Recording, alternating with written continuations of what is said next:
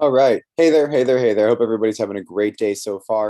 My name is Andrew Kale, and I'm the tournament director for the Northern Maine Disc Golf Tour, as well as the owner of Circle 2 Disc Golf in Bradford, Maine. Really, what I've been trying to do over the last couple of years is make things better for absolutely everybody. And so the way that we do that is by getting every tournament out there as much as we possibly can. We are through week 3 right now, and I've got the standings right in front of you right there, which is super cool as well. Let's go down through and see what's happened over this last week. Last week, Josh DiBattista came up from Southern Maine with Levi Lamro, as well as Josh McDonald. With some other players come up from down south as well. And Debo crushed Hidden Acres. Shot a 54, which is a really solid score. Only one off the course record from what I know. And then in round 2, came out and shot a 51, which was really, really awesome. Great round, Debo. And that was while getting a 3 on holes 1 and 2. A little bit easier 2 holes, so could have even been better. Could have gotten into the 40s for sure. Ty Cobb with another really good performance, came in second, and Tom Collins joined the tour this week. And Tom is a solid player. Tom had an absolute crush on the men's baller hole, hole 15. DiBattista ended up pushing right past him. No, good day for Debo. That being said, you can take a look at the points updates and everything like that. So Ty Cobb leading the way with that little gold bar right there at 208 points for the first 3 events. Remember, it takes 5 events to qualify for the championship, and the points championship is for this money sitting up here and the points total right here. This right here is the amount of money that is going towards the championship. As we go down, you're going to see some of those numbers go up and some of them go down based on the number of players that are in there. So 1 through 12 so far for our pros. Ty, Dale Peasley, who hasn't won an event, but playing in all 3 events has given him an opportunity to finish in second so far. Dale's a wicked nice guy. I got to talk to him a little bit more yesterday, which is cool. Yak, even though he's been playing with a little bit of a handicap, we'll call it the Suffington, if you will. We'll see what happens going forward. We've got some other names that came out. Good to see some new faces again right there. Over to MP50, we didn't have any play this past week, but DR had 4 turnout last week. Ryan Edmonds leading the way right over there, which is super cool. Congrats to him on a really good finish over at DR. As we continue to move down, let's move down to MA1. Over in MA1, it's kind of been a battle between Pin High's representatives with James Olson and Jeff Miles. The 2 of them have just been mushing all the way through. Paul Meter did have a really, really, really good round the first week over at Circle 2, though, which is really, really cool. Josh came out and shot, I think it was a 52 on the course in the second round, which is right up there for right around course record. The course record is still a 50, but that 52 was the hot round of the entire day. Weather was rainy, so the fact he did that was great. The weather yesterday at Hidden Acres was beautiful. Repping my Hidden Acres hoodie right here. So thanks to Dan for getting that going as well. Great young man, Josh's little brother. Shout out to him, by the way. He wasn't part of the tournament, but he did throw an ace casually yesterday over on hole number 5 at Hidden Acres. A really fun shot. Congrats to him. But like I said, we've got Jeff leading the way, James coming in second, and Josh right now in third. Andy Snow, who didn't come out last week, is still sitting right there in fourth, which is kind of cool. Steve Gray, once again, very consistent, going to be at the top end of the leaderboard in MA1 all year long. As you continue to go down, we've still got some good competitors out there. Trent Brown with a really good performance in round 1 yesterday at Hidden Acres. Kind of fell off the bandwagon, got back almost a little bit late, almost got stroked out, but still managed to perform pretty well yesterday. All right, let's keep going down. Let's head on down to MA2. Down over in MA2 right now, Dylan Lalime is leading the way with 275 points. Dylan is crushing it right now. We had a 3-hole playoff between 3 players yesterday. We had Dylan Lalime, we had Josh McDonald, and we also had, I think, a guy that's really underrated in this tour right now, Logan Reynolds. I watched Logan throw yesterday a little bit, and I tell you what, kid is clean, super, super clean. Came up short, unfortunately, in the playoff. He was the only person to put it inside the circle on the playoff shot over at hole 1 at Hidden Acres, and just shorted the putt just a little bit. I think nerves got to him. Hole 2, he put himself in a really tough spot too. I mean, the fact that Logan was able to recover and catch a 3 after his drive on hole 2 was really cool. If you haven't watched the footage, please go do that.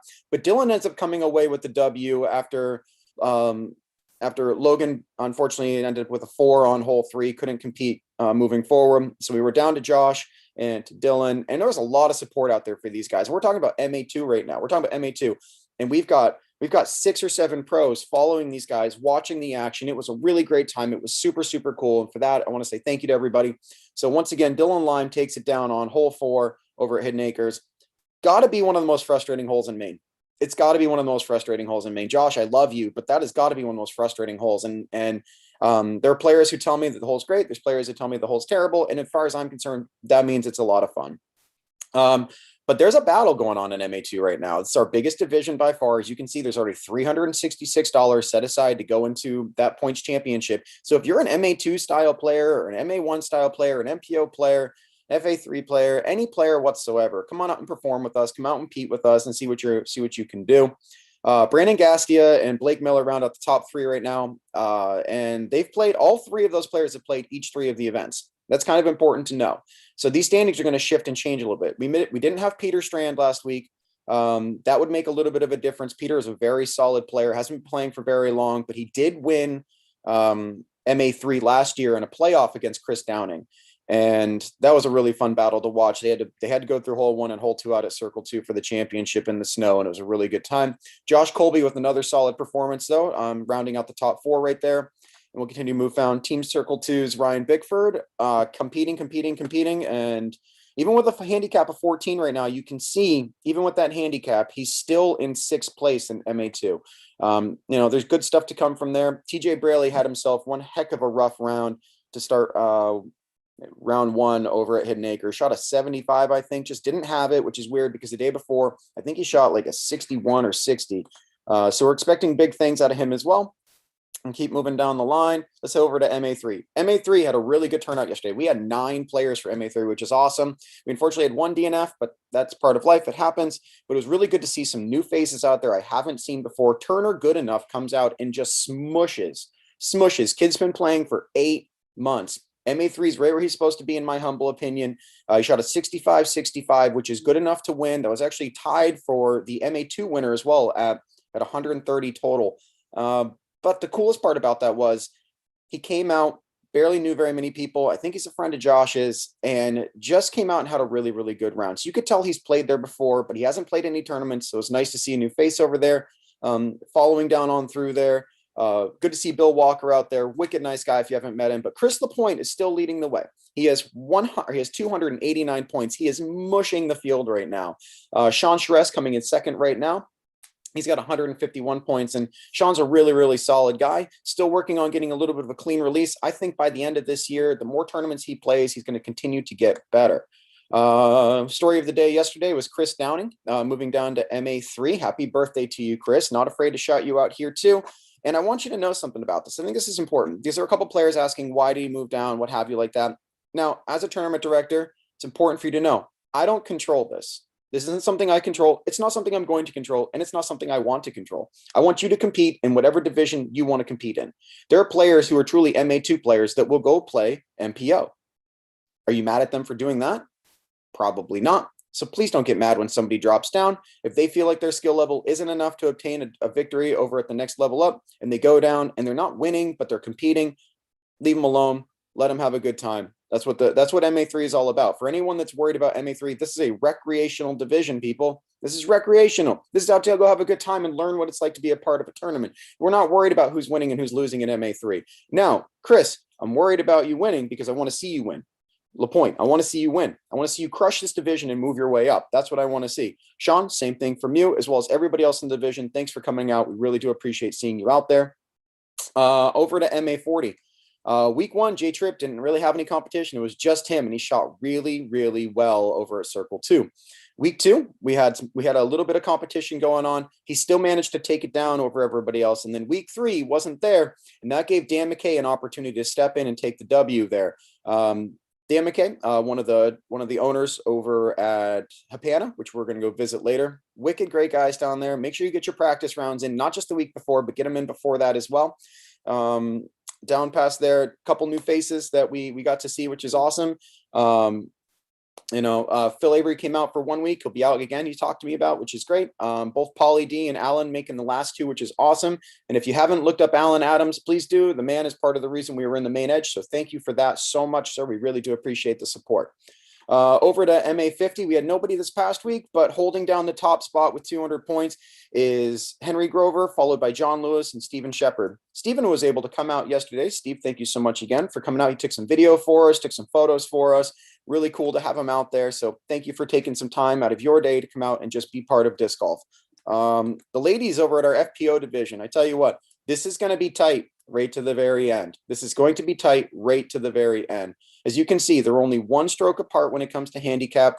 I think Tracy's going to take it down. I do. I'm a little bit biased, to be completely fair. I'm a little bit biased. But that being said, I do think Tracy's going to end up taking this down long term. We'll see if Chandra can continue to maintain her small edge she's got right here. They're both going to be there next week at Legacy Farms. This is going to be a big one for that. So this is a match to watch. Moving forward, Sarah Pettingill has just slam hammered this entire division over in FA2. Slam hammered them, not even close. She's destroying the field by 3 or 4 strokes every single time.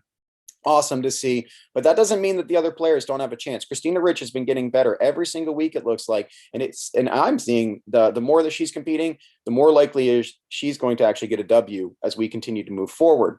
So that's 3 pin high players just mushing the top of the boards with where they're playing. Further down, we've got Rika Cookson coming out and competing over in FA40. If you're a 40-year-old plus woman who you play disc golf, please come out and compete with Rika. She is an absolutely outstanding person. You're never going to regret playing around with her. I absolutely adore her. So I hope you get a chance to come out. We got to see Megan Switzer for 1 round down there in FA3. So hopefully she's able to come back out and play again. That being said, I do have one other thing to show y'all, and this is our handicap sheet. I'm going to be keeping handicaps for the entire tournament. I'm going to update them every 3 weeks. And as these 3 weeks go by, you're going to notice these handicaps change. Some of these players only have 1 round in here. They DNF, so they've only got 1 round. Some only have 1 tournament. Some of them have 6 rounds in there because it's for every single event. So keep that in mind. Where is your name in here? How do you feel about it? The reason I'm keeping handicaps isn't just because I want to know how things are going. I want to keep handicaps based on what's happening at each individual course. Which course is playing a little bit harder? Which course is playing a little bit easier? What can we do to make things more competitive in every single division?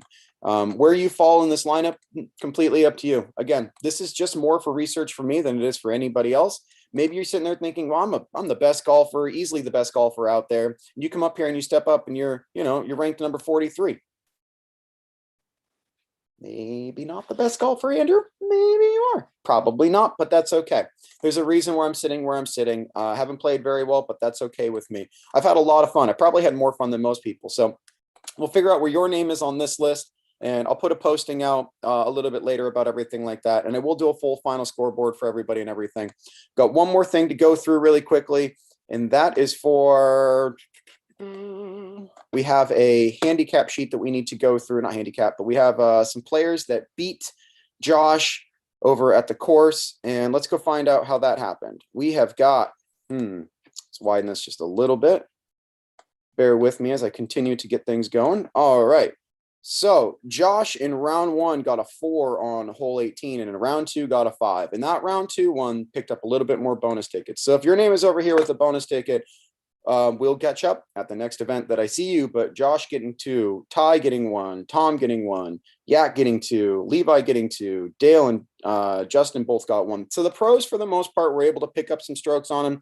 Nick Hurst wasn't able to pick up the strokes on hole 18, but you can see that majority of our pros were able to beat Josh at his home course on probably one of the top 3 most difficult holes at that course, which is hole 18. You're looking almost 400 feet, dead straight ahead. The only hole that it reminds me of is Blue Ribbon Pines, and you know what hole I'm talking about if you know what Blue Ribbon Pines is.